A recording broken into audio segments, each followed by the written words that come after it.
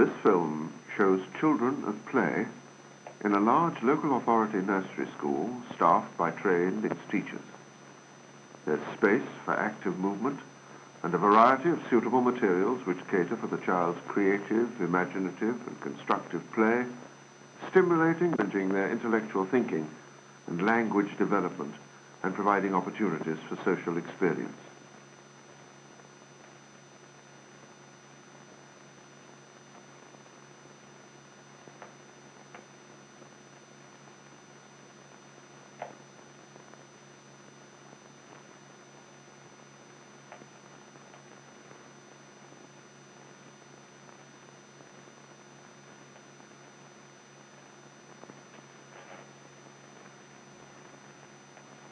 Small children are full of curiosity and the desire to learn about the world around them and their own potentialities.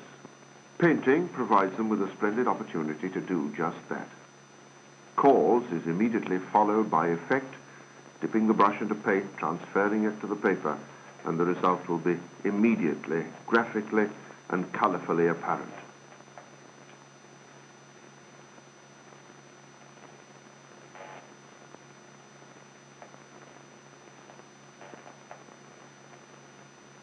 The fact that that circular movement of her arm will result in that particular shape on the paper, and that paint from that pot will produce that satisfying, bold contrast.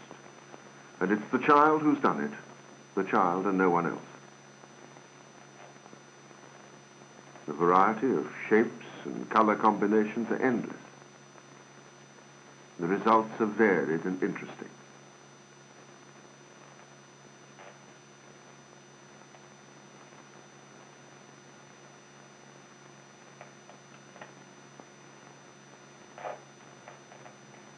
And it's important to have an adult there to whom he can explain what he's done,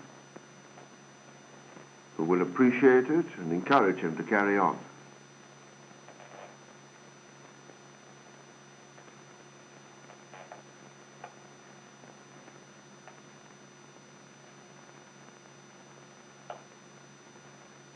It's important that the paper is always big enough to allow plenty of brush movement.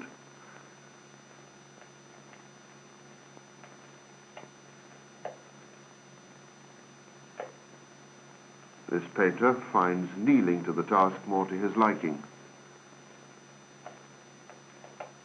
while this one works best standing at an easel. There's plenty of deliberation here. He's had some experience and he knows what to expect from specific actions with the brush and paint.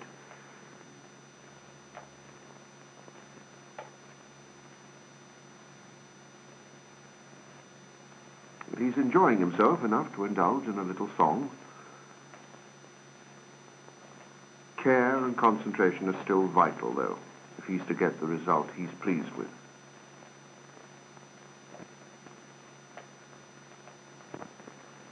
It's an important stage when the young painter begins to attempt representation, not just random strokes or patterns, but to depict objects as he sees them.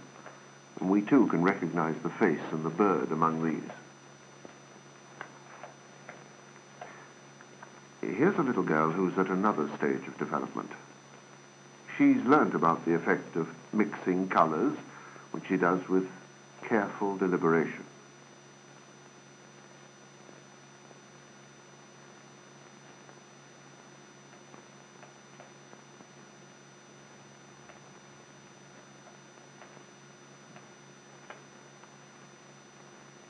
But there's much more to it. There's planning and forethought here.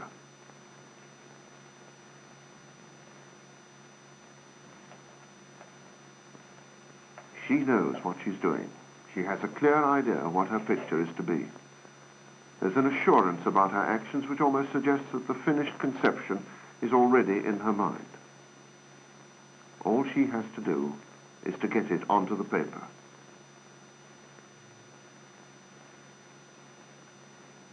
So she works on, calm, unruffled, just the occasional pause for consideration,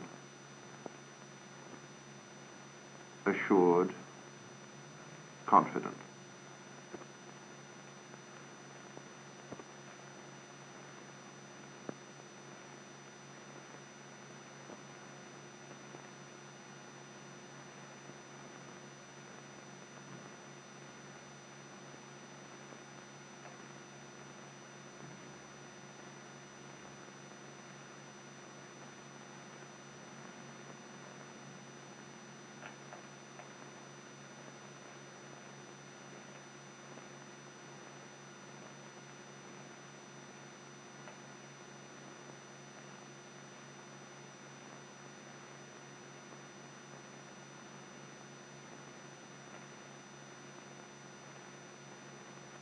Through this activity, the child is not only learning intellectually, she's satisfying herself emotionally. She gains a sense of fulfillment, which in itself is a form of learning.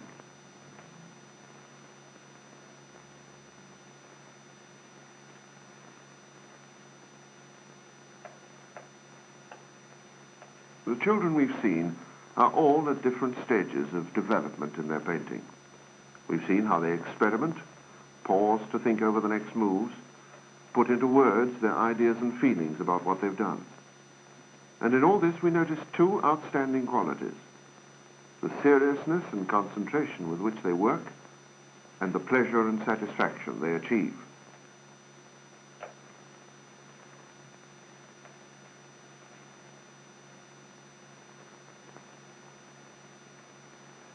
Water is fascinating, as well as being one of the commonest essential raw materials of our lives. A tank of it, with all kinds of varied containers and receptacles to put it in, pour it through, and take it out of, with no inhibitions about making a mess, will keep children amused and interested for hours on end. And they will be learning all the time.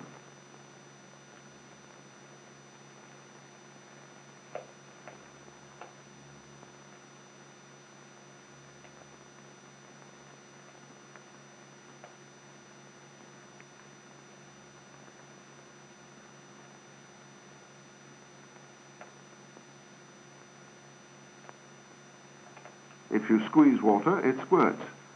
It's pleasurable and it's funny, even on the receiving end.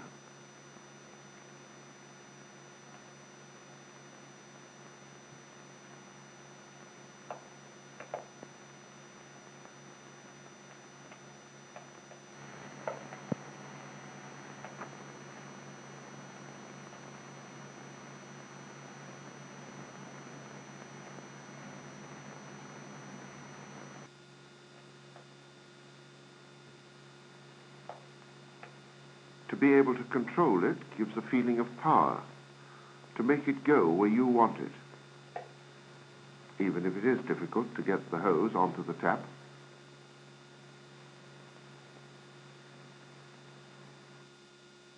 And having got it on, to make it stay on.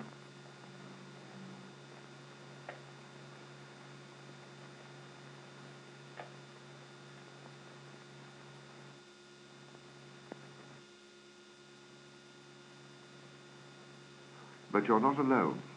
There's a team of you working at it, each one with some contribution to make in ideas and actions. The water stops coming out of the tube. They've learned something. They now know that water finds its own level. A water tap is one of the first mechanical controls that a child will learn to use. And for most children nowadays, water exists principally as something that comes out of a tap.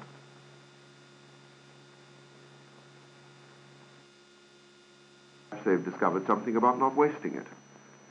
He's going to grow up in a world where limitless natural resources won't be able to be taken for granted. So it's a good thing he's learned about recycling. That's funny. It won't stay down. Whatever you do, it bobs up again. Not like the stone. That stays exactly where it's put.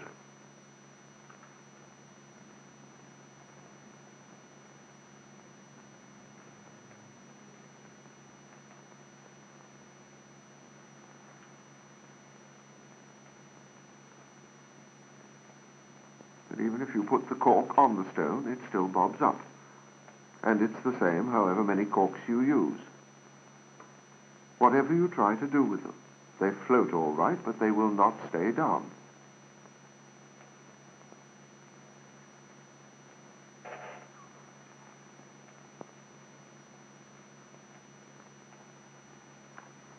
Very annoying if you want to use them as funnels on your boat.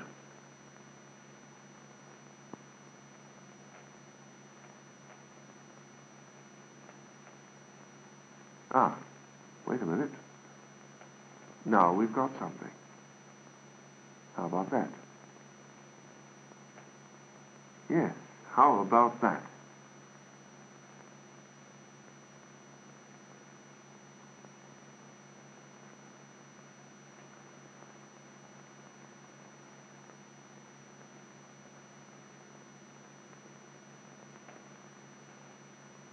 There are other things, of course, that behave entirely differently,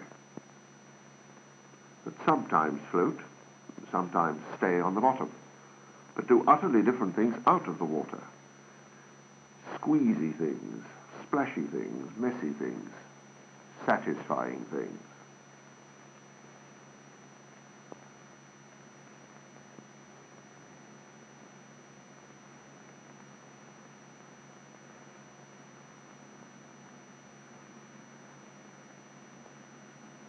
He's just discovered something that's been put to the service of mankind for hundreds of years: the incompressibility of water.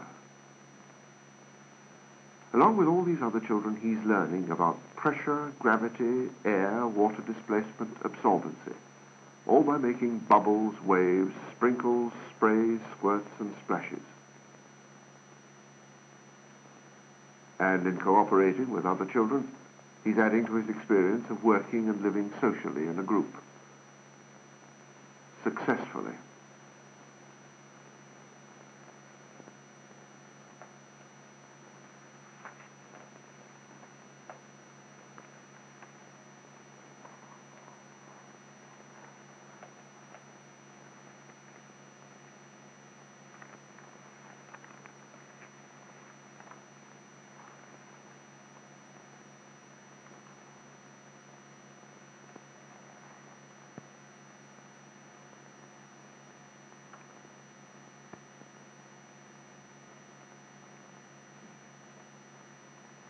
Sand, like water, is one of the basic materials through which children learn to adjust to life's problems and frustrations.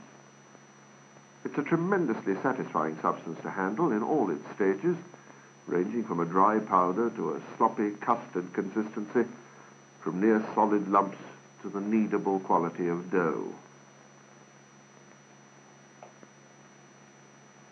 The traditional sand pie, though a perfect one remains unattainable for most, satisfies a deep creative need and can be worked at endlessly in complete self-absorption.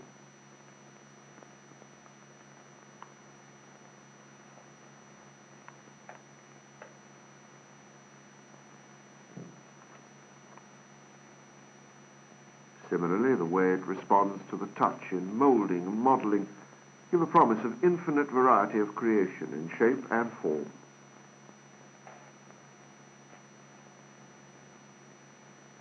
The boy pouring or sifting dry sand through his fingers, or feeling the softness and flexibility of it under his feet, is, just like all the others, satisfying something innate inside him, an urge to experiment, explore, make a mess, to release stifled feelings that thus find a legitimate rather than an antisocial outlet.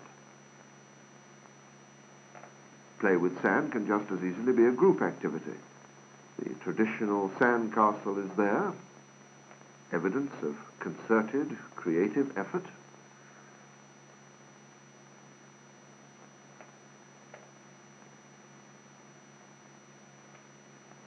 All can have a share in its building and in its tearing down. Play with sand provides an opportunity for learning to adapt emotionally to living and growing up. If a child can find inner satisfaction through this type of play, he will be more easily able to accept the demands made on him by society to be a self-disciplined, outgoing individual. Play, the emphasis is not so much on discovery of the natural world as on self-discovery. Imitation of what the child has seen of the normal day-to-day events of living takes away some of their inexplicability and strangeness. Mummy's iron, for instance, normally up on its high ironing board, an object of danger not to be touched, becomes comfortingly familiar and friendly when it's child size and manageable.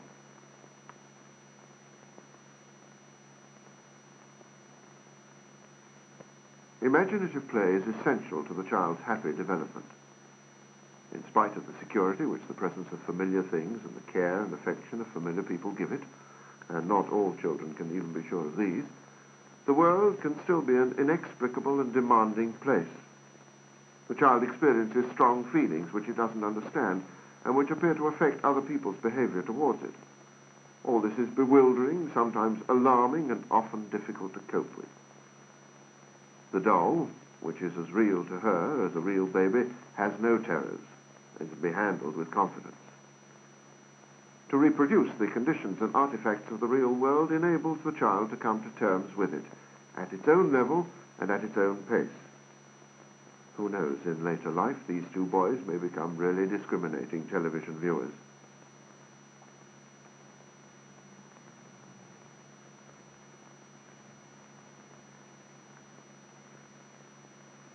The child needs to experiment with people and things that come into its life so that it can learn to satisfy its feelings while adjusting its social relationships in a way that helps it to fit happily into society.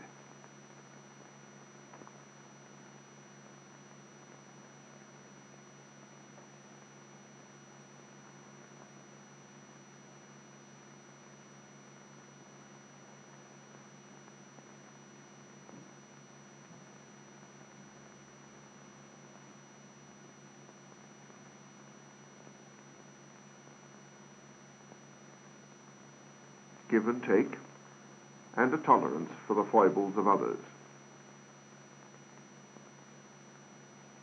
This process involves imitating adult behavior and imagining and acting out situations using models both animate and inanimate. In doing this, the child will experience the behavior of other members of the group and react to them, thus learning to give and to take, to lead and to follow. The child will be able to work out feelings of fear, aggression, frustration, and so on, while learning that in order to make things run smoothly, it has to respect the needs and feelings of others.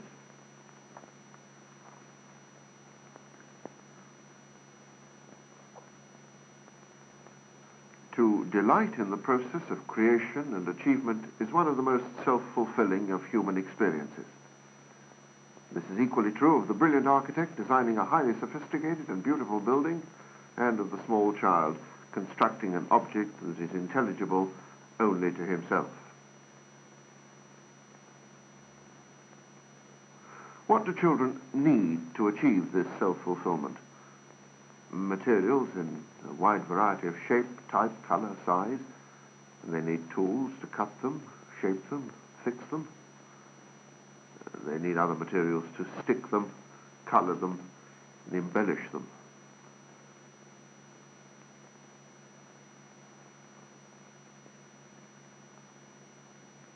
They need a companionable environment with others engaged in similar activity.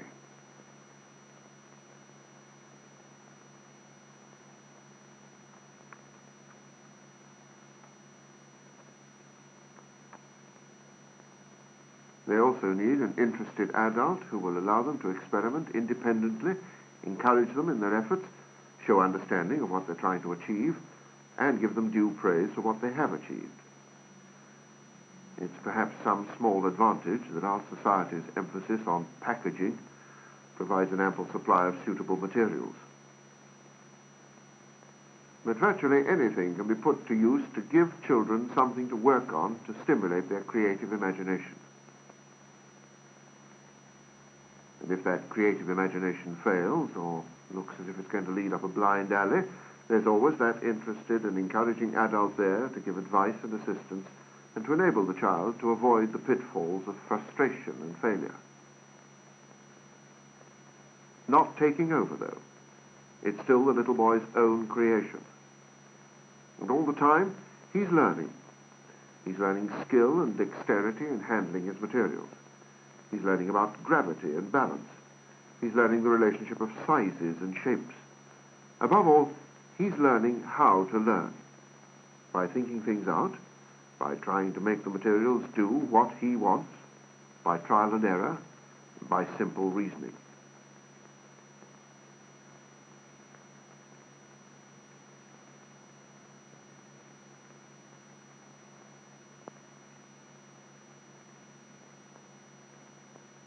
What is important in this activity is not the finished result. It's what the child has learnt in the process of achieving it.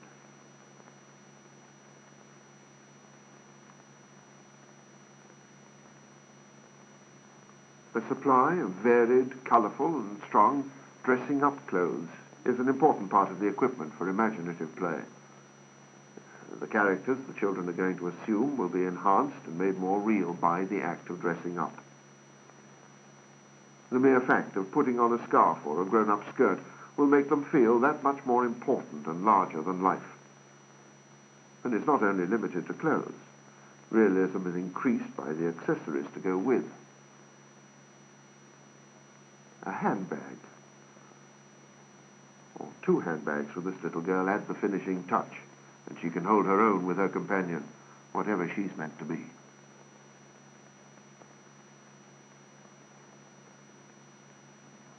Many children have experience of hospital in their family life. Whatever the reason, illness on their part, mother in to have another baby, it can be upsetting and alarming. The opportunity to meet it in a play situation under their own control can do much to dispel the strangeness. And handling the implements and equipment associated with hospital takes away the fear of them. And dressing up is useful here too. Putting on a nurse's uniform gives all the authority and power that a nurse has.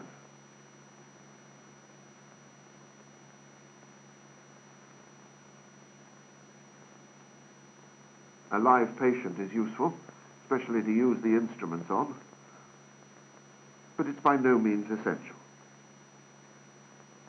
A doll will do just as well. But there are always plenty of others ready to play the game, perhaps not as the patient, but as another authority figure. The little boy's the doctor, perhaps. Male chauvinistic assumptions would appear to start pretty early. Or perhaps with girls, it's their maternal instincts that respond to the role of nurse. And these children will never be frightened again of a stethoscope.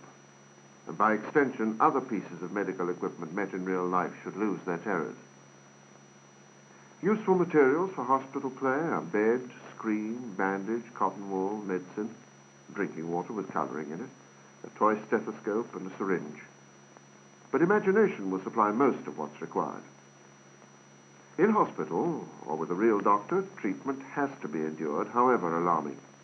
In play, the child can accept or refuse, knowing she's in control. And best of all, she can be in a position where she gives the treatment to someone else.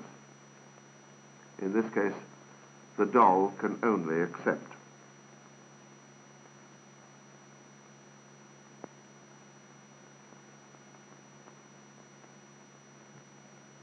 Once again, the doll is the victim, and there's probably considerable satisfaction on the part of the little girl who's doubtless been on the receiving end of this process many times.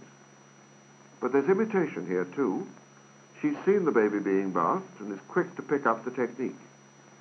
And future fathers, too, will no doubt be more adept in this particular domestic and parental chore than were their forebears.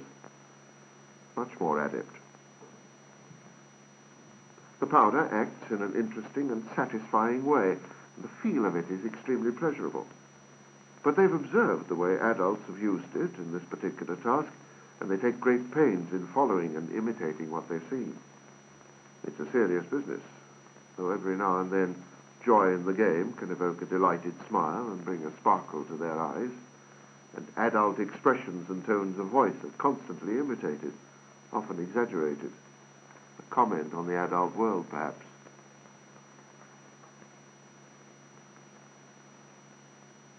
Dressing the baby is a difficult and tricky business. It takes grown-up mothers and fathers considerable time to learn. And in this domestic situation, these children are happy to concentrate and to persevere in their efforts to overcome the difficulties and do just as well as adults do.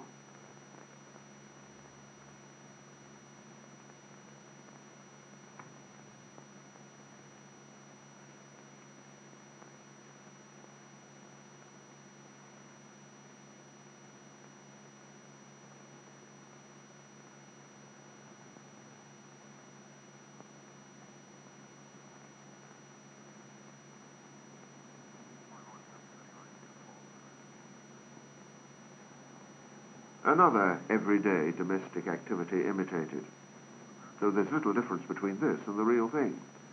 The equipment is not pretend or substitute. The soap and water are real, and so are the enthusiasm and seriousness with which the task is attacked.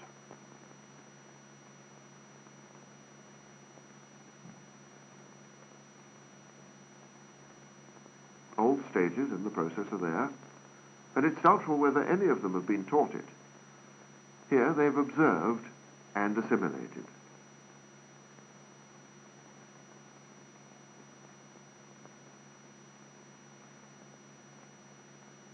And they work together, adapting to each other and to the requirements of the task in hand.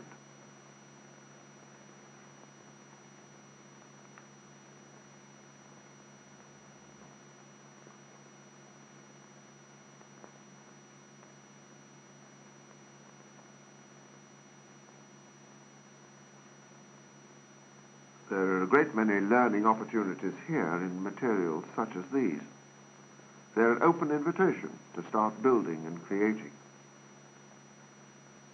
Some, the trestles and the ladders, will have been specifically designed and made for use by children, relatively light and maneuverable, while the planks will be finished and splinter-free. But they're augmented by other items whose primary use is something quite different. For example, beer crates and old tires.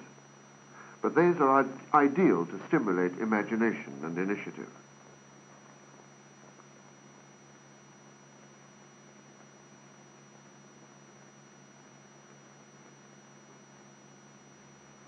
An early stage will be to see how the objects relate to the child and to each other. To begin with, all the objects are of one kind, here crates or boxes. Weight and size challenge the child's capacities, but should never be beyond them physically.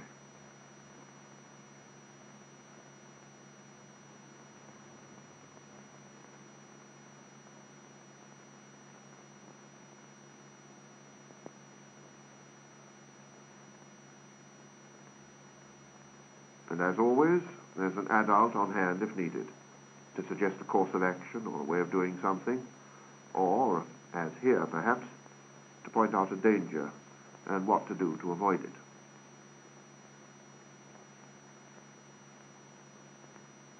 That done, the children are on their own to test the information they've been given and to get on with the job.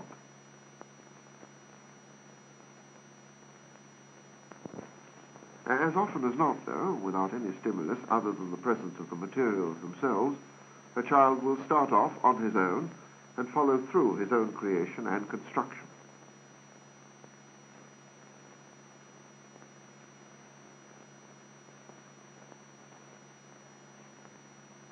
Perhaps obeying some deep-seated human instinct, such as the need for shelter.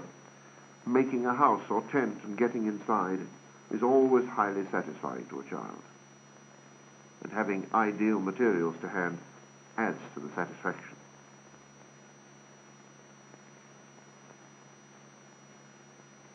But here, it's only a starting point. Stimulated by the presence of the equipment, a whole world of experiment is opened up. And from each experiment, the child learns. And as he learns, step by step, first what he wants to do, then whether the particular piece of equipment is right for it, whether he can handle it, and if so, what's the best way of handling it. As he learns, each step presents problems which must be solved before his imaginative ideas can be realized. And in the process, he also learns the need for cooperation and interdependence with others.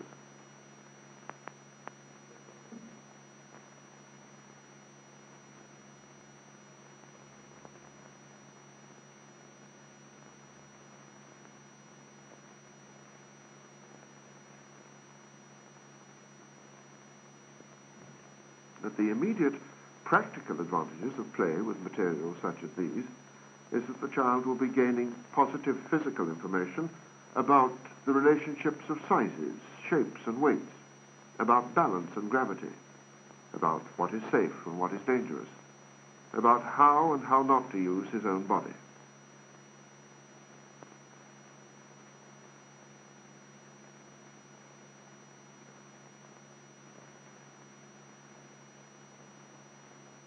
And although the adult is there if need be, it's on his own that the child is learning. It's problems of his own making that he's solving, It's his own ideas that he's putting into practice. It's by his own experiments that he's finding out what can and what can't be done with the materials to hand, and what he and his companions can do with their own strength and dexterity.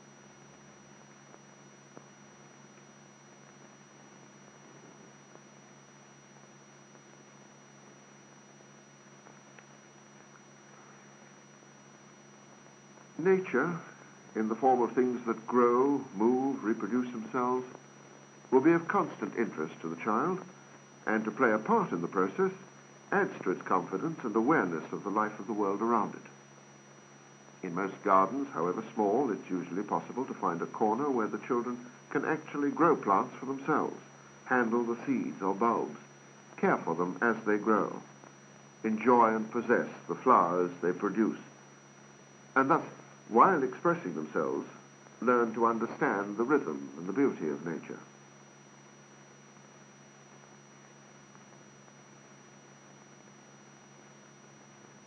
For the town child in particular, the mere physical contact with growing things is essential to balance the man-made things that surround it in its daily living.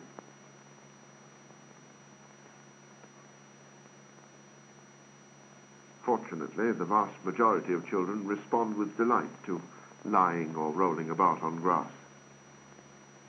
Indoors, the nature table is an invaluable addition to a child's learning opportunities. Any natural object that's small and portable can be collected, and once there, can be tended and studied at leisure. A fish tank is a good thing to have, containing a living creature whose movement and behavior are a constant source of interest and pleasure. But as a living creature, it carries with it responsibilities, and this, of course, applies to any living creature that the child has care of. Here is one of the most effective ways that a child can learn to be self-reliant, by taking responsibility for something other than itself.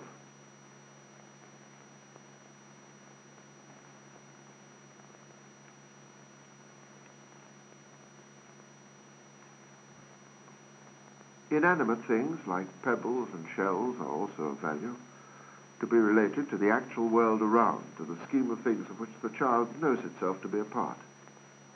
All nature is of tremendous interest to a child. There's a whole world of experience lying ready to be observed, understood, and enjoyed.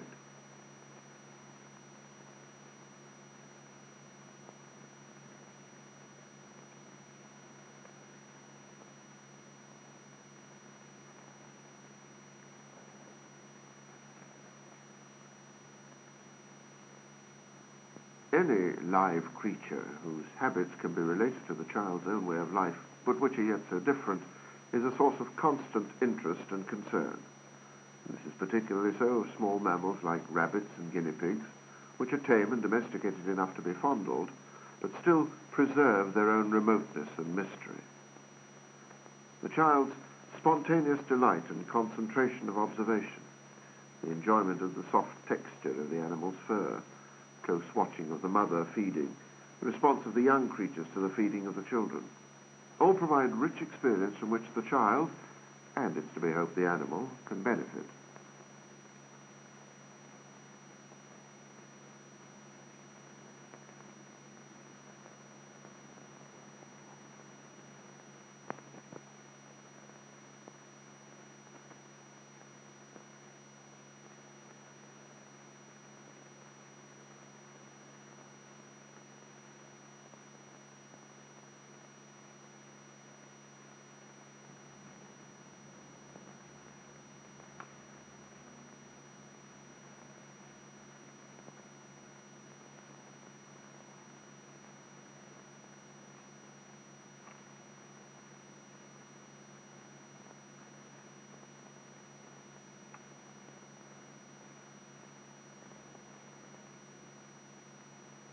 The actual practical details of caring for their animals, the messy business of cleaning out their quarters, and then providing clean sawdust for their bedding, attending to their food and water, with special attention and care that has to be brought to the water, all help to increase the children's involvement with and responsibility to their pets.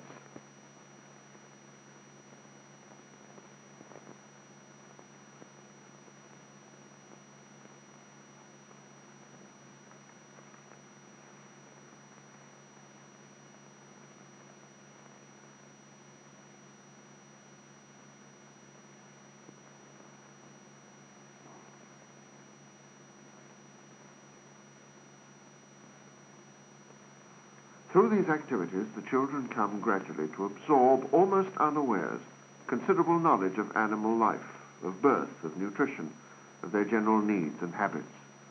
This forms a firm foundation on which the children can build further knowledge and understanding, stimulating them to do so by arousing their curiosity and their compassion.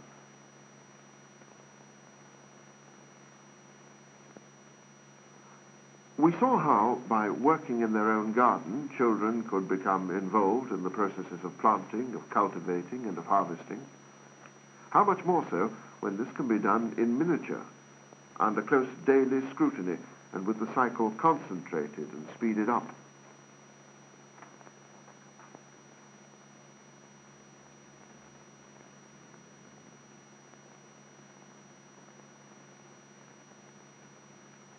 When these children experience directly the growth of tiny brown seeds through the stages of producing small green stems and then leaves, and finally becoming an edible product, they're learning a fundamental fact of life.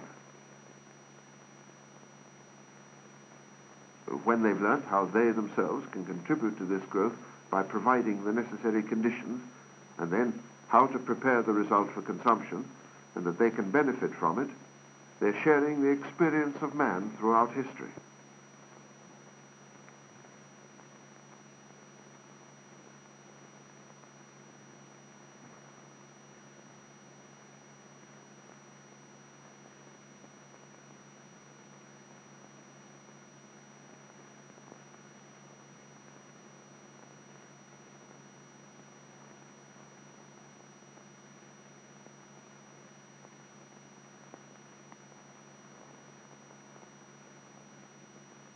They have harnessed the natural elements of light, warmth, and water to bring to maturity the fruits of the earth, and have harvested them for their own sustenance. This experience brings the joy of discovering life and growth, a sense of fulfillment and satisfaction, and a knowledge of the control and use of the environment.